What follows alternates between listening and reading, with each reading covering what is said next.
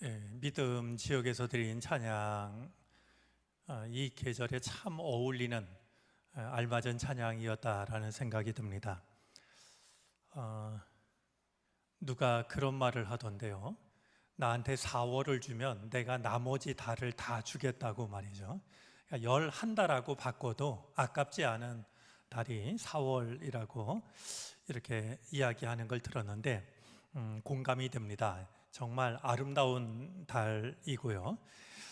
이런 달에 우리가 참 아름다워라 주님의 세계는, 이 한마디 고백을 드릴 수 있다라고 하면 아마 우리가 이 계절에 드릴 수 있는 가장 의미 있는 그런 고백이 아닐까 하는 생각입니다.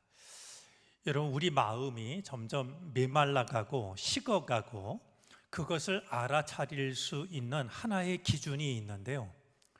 내 마음이 점점 삭막해져 가고 메말라가고 이걸 어떻게 알 수 있냐 하면 내게서 감탄사가 사라지는 것을 보면 알 수가 있습니다. 뭘 봐도 감탄할 줄 모르는 말이죠. 가만히 한번 나 자신을 살펴보면 아주 작은 일에도 감탄하는 이들이 있는가 하면 큰 일을 보고서도 감탄할 줄 모르는 사람들이 있습니다. 우리 꽃 한 송이를 보고서도 얼마든지 감탄할 수 있는 참 아름다워라 주님의 세계는, 이렇게 말할 수 있는 사람도 있고요. 정말 누가 봐도 깜짝 놀랄 만한 일을 보면서도 그냥 시큰둥한 이런 경우들도 있는데, 우리가 이 아름다운 계절을 보내면서 하나님이 지으신 이 창조 세계 앞에 마음껏 감탄하는, 또 이렇게 경하하는 그런 우리들이 되어졌으면 좋겠습니다. 사실 여러분들을 참 오랜만에 대한다라는 생각이 듭니다. 생각하면 결코 오랜만에 대하는 게 아닌데 왜 그럴까? 제가 잠깐 생각을 해봤더니 금요 기도회를 3주 만에 지금 하고 있습니다. 저희가 고난주간 맞아서 특별 새벽 기도회를 2주간 했었고, 특별 새벽 기도회에 집중하기 위해서 토요일까지 새벽 기도를 이어가느라고 금요 기도회를 2주간 쉬어드렸습니다. 그러다가 오늘 금요 기도회로 모이니까 굉장히 오랜만에 여러분들 대하는 것 같아서 반가운 마음이 더 큽니다. 그동안 평안하셨습니까? 오늘 혹시 저녁 못 드시고 오신 분 계십니까? 네, 두 사람 제 눈에 띄는데 이럴 땐 뭐라고 해야 말을 잘하는 건가요? 주님께서 여러분들의 허기진 몸과 마음을 은혜로 채워주시기를 바랍니다.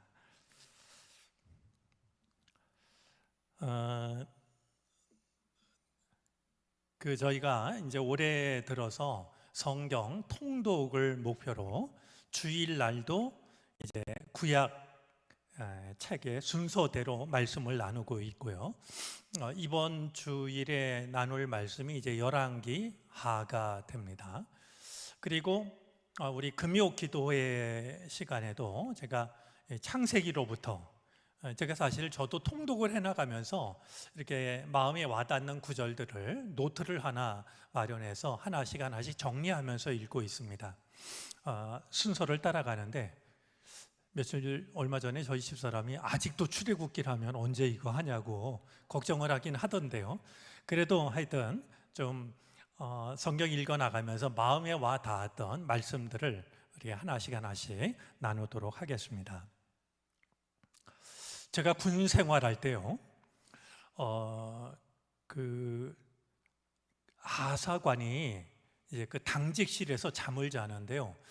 하루는 잠을 자고 나더니 깜짝 놀래가지고 이야기를 하는데요. 그리고 모습을 보여주는데 정말 깜짝 놀랐습니다.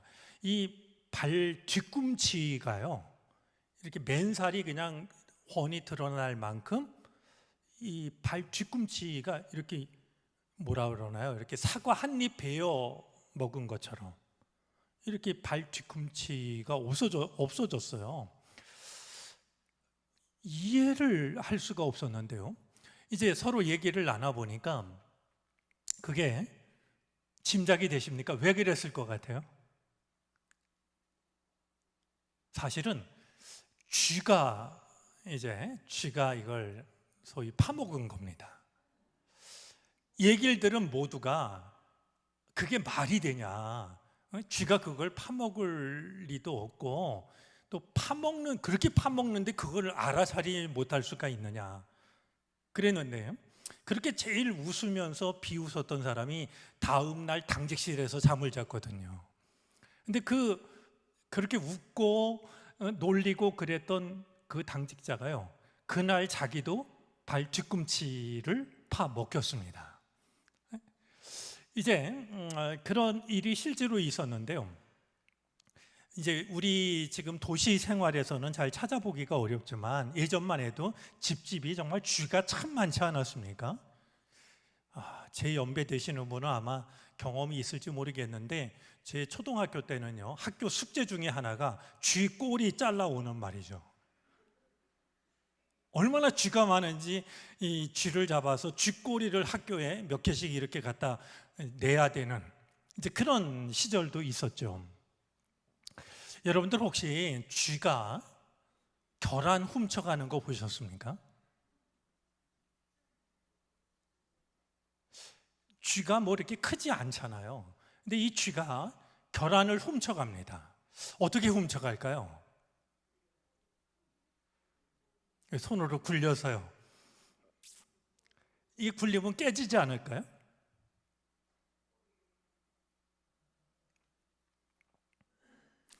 제가 언젠가 차를 타고 가다가 차 안에서 이야기를 나눈 적이 있는데요.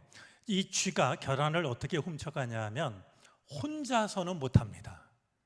계란의 무게, 크기 때문에 쥐 혼자서는 못하고요. 두 마리가 이 계란 하나를 훔쳐가는데 어떻게 훔쳐가냐 하면 한 쥐가 이 계란을 꼭 끌어안습니다. 그러면 또 한 마리의 쥐가 계란을 끌어안고 있는 쥐의 꼬리를 물고 갑니다.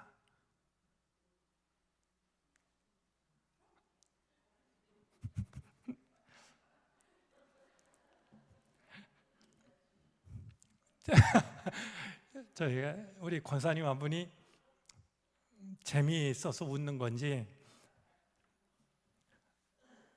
안 믿겨서 웃는 건지 잘 모르겠는데, 하여튼 사실은 저도 그 쥐가 그렇게 하는 것을 본 적은 없는데요.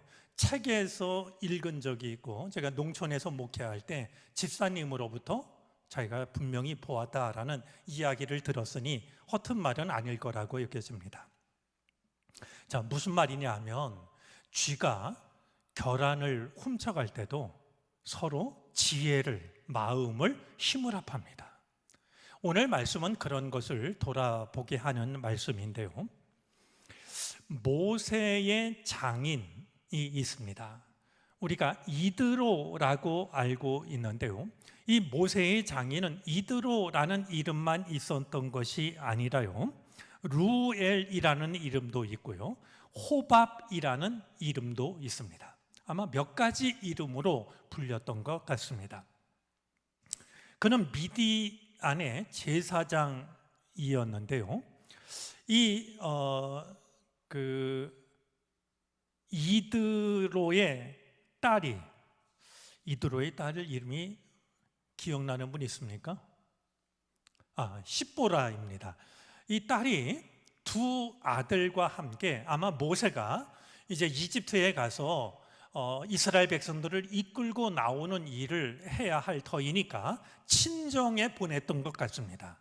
그 친정에 있던 이 십보라와 두 아들을 데리고서 이 장인이 이제 출애굽을 시작한 모세를 찾아온 것이었습니다. 자기를 찾아온 장인 앞에서 이 모세는 그동안 하나님이 하셨던 놀라운 일들을 이야기합니다. 그러자 미디안의 제사장이기도 했던 장인 이 이드로가 우리 성경을 보면 아주 크게 기뻐했는데요. 성경이 말하고 있는 이 기뻐하다라고 하는 것은 그냥 단순히 좋아하다라는 이런 뜻이 아니라요. 원어를 보면 황홀 상태, 이걸 나타내는 말입니다. 얼마나 이 하나님이 하신 일이 놀라운지 말이죠. 이 미디안의 제사장이었던, 그리고 모세의 장인이었던 이드로가 말이죠, 마치 황홀 상태에 빠진 것처럼 이제 전율할 것 같은 큰 기쁨을 이제 맛보게 되죠. 자, 모세가 있는 곳에서 하룻밤을 머물게 되는데요, 다음 날 이 모세의 장인은 모세가 하고 있는 일을 유심히 지켜봅니다. 자, 보니까 이 모세가 아침부터 저녁까지, 아마 성경에는 그 표현은 없지만 분명히 그랬을 것 같은 것은요, 잠시도 쉴 틈이 없이 아침부터 저녁까지 하고 있는 일이 있었습니다. 다름이 아니라 백성들을 심판하는 일이었습니다. 재판하는 일을, 누가 옳은지 누가 그른지를 가리는 일을 아침부터 저녁까지 하고 있는 모습을 보게 되었던 겁니다. 사실 여기서는 일이라고 이렇게 말하고 있지만 백성 사이에 일어났던 다툼, 갈등, 충돌, 불화, 이 모든 일들을 모세에게 가져와서 일일이 누가 옳은지 그른지를 판단을 받았던 것이었습니다. 사실 생각해 보면 사람이 살아가는 곳은 어디에서나 사람 간의 갈등이 있구나, 불화가 있구나라고 하는 걸 생각하게 됩니다. 여러분, 지금 이스라엘 백성들은 애굽에서 빠져나와서 가나안 땅을 향해서 가고 있는 길 아니겠습니까? 그런데도 그들 사이에 이 모세가 아침부터 저녁까지 쉴 틈도 없이 재판을 해야 될 만큼 많은 문제들이 일어나고 있었던 것이었어요. 이 모세가 아침부터 저녁까지 혼자서 이 백성들을 재판을 하고, 백성들은 그 당시 번호표 같은 건 없었을 테니까요, 모세 주변에 서가지고 자기 차례가 오기를 이제 하루 종일 기다리면서 하루를 보내고 있었습니다. 이 모습을 바라본 이드로가 모세의 장인이 모세에게, 사위에게 이제 자기의 생각을 이야기합니다. 우리 오늘 성경에는 너라는 표현을 써서 마치 모세를 무시하는 듯한 이런 느낌을 주지만 그렇게 함부로 말하지는 않았을 겁니다. 참고로 맨 앞에 계셔서 좀 여쭤보고 싶은데, 우리 노장로님은 장인께서 뭐라고 부르셨습니까? 자네. 예. 아마 우리말로 번역하면 자네라는, 여기 우리 너 이렇게 얘기를 하니까 이도로가 사위를 너무 그냥 깔보는 거 아닌가, 이런 느낌을 받을지 모르겠는데, 우리식으로 하면 이제 자네, 가장 편하고 어울리는 그런 호칭이라고 생각이 됩니다. 이렇게 하는 게 옳지 못하다라고 이야기를 하면서, 이렇게 하다가는 자네도 지치고 사위인 모세도 지치고 백성들도 지치고 말 거다. 일이 너무 막중하다.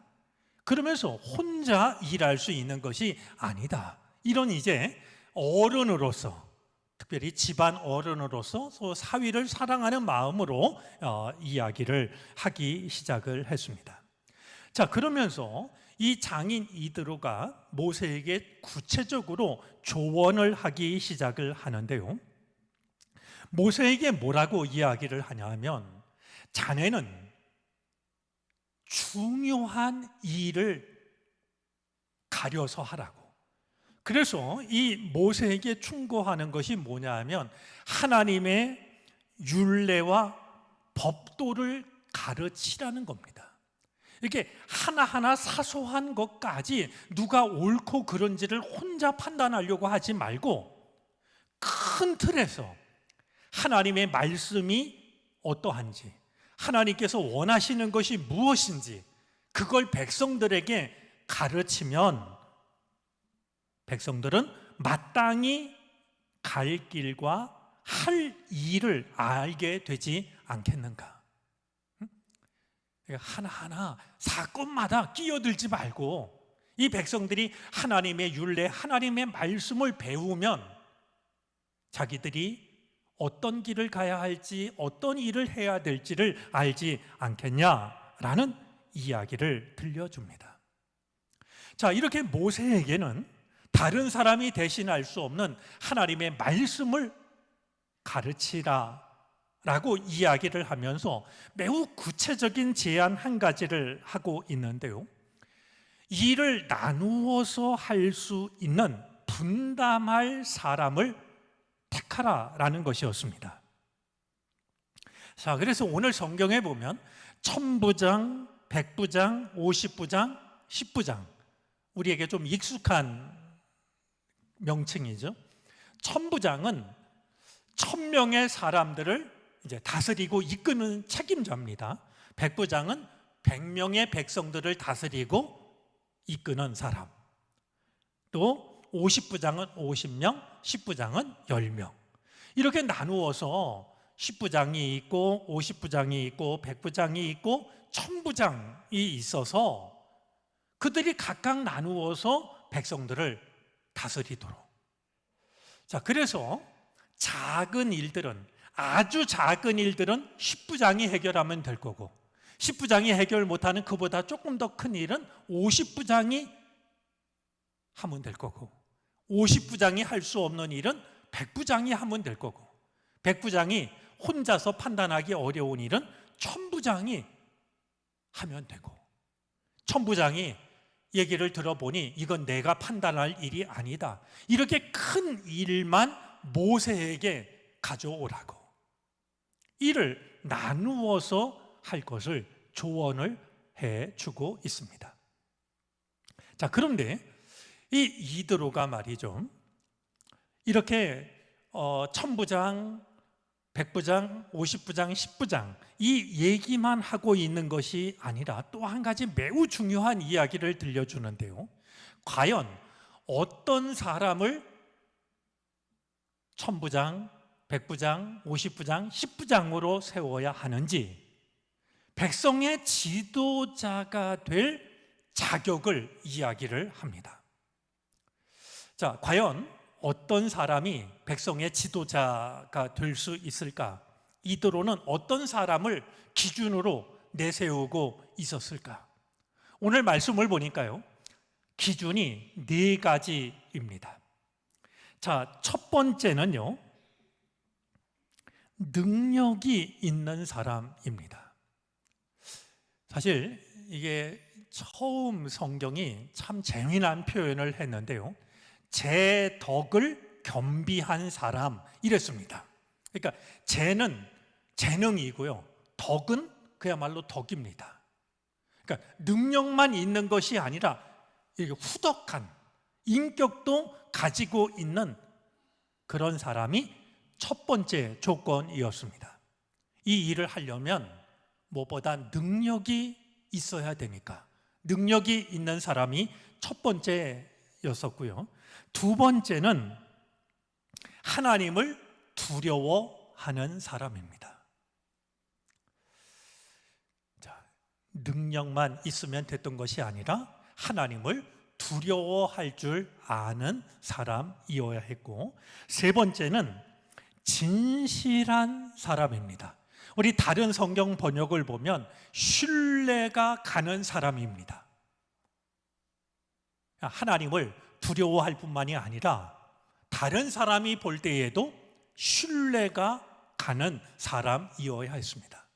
마지막 네 번째는 불이한 이익을 미워하는 자입니다. 이 말은 어떤 의미냐면, 뇌물을 받고 뇌물을 준 사람을 죄 없다라고 하지 않는 사람. 그러니까 잘못한 사람이 뇌물을 주고서 무죄 판결을 이제 받을 수도 있는 거 아니겠습니까? 근데 그거를 미워하는 사람, 그것을 적극적으로 받아들이지 않는 사람, 이것이 바로 이제 천부장, 백부장, 50부장, 10부장이 되는 조건이었던 겁니다. 자, 이 이드로가 이렇게 백성의 지도자를 세우되 어떤 사람을 세워야 할지를 이야기하면서 매우 중요한 단서 하나를 말합니다. 23절인데요. 23절 말씀에 보면 내가 만일 이 일을 하고 하나님께서도 내게 허락하시면 내가 이 일을 감당하고 이 모든 백성도 자기 곳으로 평안히 가리라. 자, 그러니까 자기가 제안하는 것이 아무리 좋은 제안이라 할지라도 일단은 모세가 받아들여야 되고, 그보다 더 중요한 것은 하나님께서 허락하시면, 이것이 하나님의 뜻에 맞는다라고 하면 이렇게 하면 참 좋겠다. 자신의 의견을 이제 모세에게 전달을 했던 것입니다. 과연 모세가 이 장인의 의견을 어떻게 했을까요? 사위로서 장인이 이런 얘기를 하면 사위로서 마음이 어떠했을까요? 물론 고마웠을 수도 있고, 한편 생각하면 마음이 좀 불편할 수도 있지 않았을까? 장인이 너무 나서는 거 아닌가? 내가 할 일을 침범하는 거 아닌가? 이런 생각을 할 수도 있었을 것 같습니다. 자, 이 대목에서 모세의 인품을 보게 되는데요, 그는 이 백성을 이끌고 있는 지도자였지만 자기가 모든 일을 결정하려고 했던 그 일을 두고 장인이 들려주는 말을 그대로 받아들입니다. 24절입니다. 이에 모세가 자기 장인의 말을 듣고 그 모든 말대로 하여 모세가 이스라엘 무리 중에서 능력 있는 사람들을 택하여 그들을 백성의 우두머리 곧 천부장과 백부장과 50부장과 10부장을 삼음에, 모세의 그 겸손한 마음을 확인할 수가 있게 됩니다. 이제 이 일을 통해서 모세도 이제 사소한 일에서부터 벗어날 수가 있게 되었고, 이 장인의 의견대로 이제 모세는 이 백성들을 이끌 때 중요한 일에 시간과 마음을 쓸 수가 있게 되었을 것입니다. 오늘 이 말씀이 우리 믿음의 공동체를 돌아보는 말씀이 되어졌으면 좋겠습니다. 우리 교회 안에도 이제 우리 각각 주님의 일을 맡은 직분들이 있습니다. 오늘 이 자리에도 집사님도 계시고 권사님도 계시고 장로님들도 계십니다. 여러분들 혹시 그 집사님, 권사님, 장로님 이렇게 세우는 기준, 지난번에 임원 교육할 때 제가 말씀을 드렸는데 혹시 생각나시는지요? 우리 권사님은 입교인 몇 명당 한 명이 세워지는지 생각나십니까? 몇 명이요?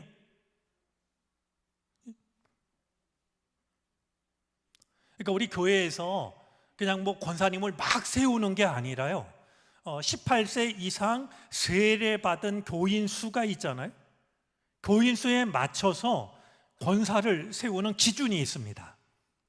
우리 입교인 15명당 한 명을 세울 수 있습니다.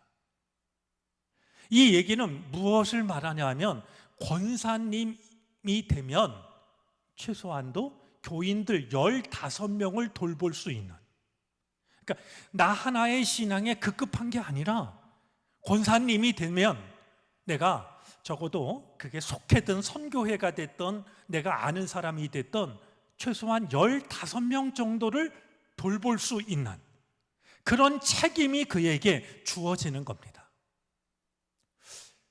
장로님은 교인 몇 명당 한 명인지 아십니까?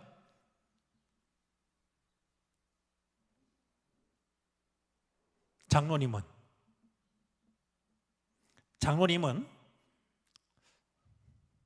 몇 명당 한 명입니까? 50부장일까요? 100부장일까요? 장로님들은 입교인 30명당 한 분이십니다. 맞나요? 네. 갑자기 천부장 얘기하다 30명 얘기하니까 너무 적은 것 같아서.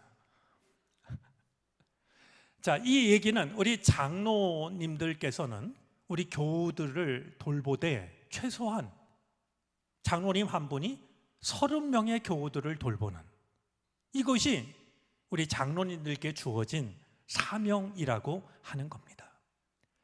이제 우리가 다시 한번 이드로가 제안을 한 것이지만 어떤 사람이 주님의 일꾼이 될 수 있는지를 오늘 이드로의 제안을 통해서 우리가 돌아보았으면 좋겠습니다. 주님의 일은 담임 목사 혼자서 하는 게 아닙니다. 교회 교역자들이 모든 일을 하는 것도 아닙니다. 모두가 참여하는 것인데요, 10부장도 필요하고 50부장도 필요하고 100부장도 필요하고 1000부장도 필요합니다. 다만 모두에게 공통적으로 요구되는 것이 있는데, 다시 한번 우리 확인해 볼까요? 제일 먼저 무엇이 필요했습니까? 감당할 수 있는 능력이 필요합니다. 두 번째는 하나님을 두려워할 줄 알아야 됩니다. 자, 세 번째는 신뢰를 받는 사람이 되어야 됩니다. 마지막 네 번째는 그냥 뇌물을 받거나 내가 친하다고 그냥 이렇게 잘못된 것도 받아주고 이런 게 아니라 잘못을 분명히 거절할 줄 아는 사람이 일꾼의 조건이었습니다. 우리 오늘 2주간 금요기도회를 쉬고 모이는 날인데 조금은 편안한 마음으로 주님의 일은, 주님의 교회는 누가 혼자서 하는 게 아니다. 모두가 참여해야 되는데 참여하기 위해서는 우리에게 갖춰야 할 것이 있다라고 하는 것, 우리 마음에 두고서 우리 모두가 주님의 교회를 한 마음으로 섬길 수 있기를 바랍니다. 기도하겠습니다.